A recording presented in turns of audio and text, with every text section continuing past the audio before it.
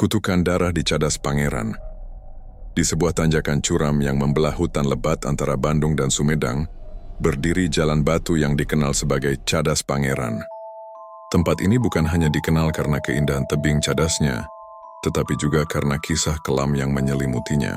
Awal mula, pangeran dan pengkhianatan konon pada akhir abad ke-18, saat penjajahan Belanda menguasai tanah Pasundan, seorang bangsawan lokal bernama Pangeran Cornel diminta membantu pembangunan jalan penghubung antara Bandung dan Cirebon.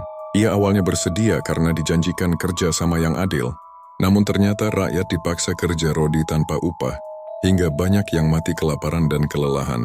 Melihat penderitaan rakyatnya, Pangeran Cornel murka.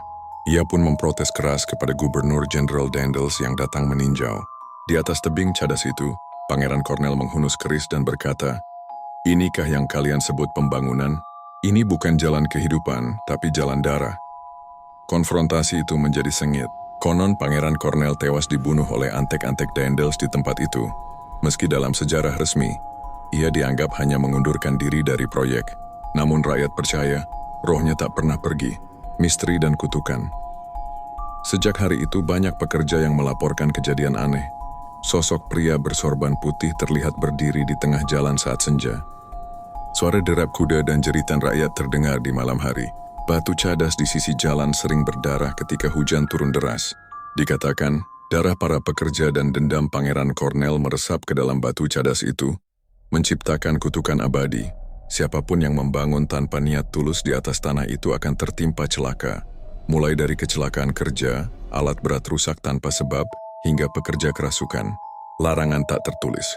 Sampai kini warga sekitar meyakini bahwa tidak boleh berkata kasar saat melewati Cadas Pangeran, tidak boleh membuang sampah sembarangan, atau sosok pangeran penjaga cadas akan datang dalam mimpi dan menuntut pertanggungjawaban.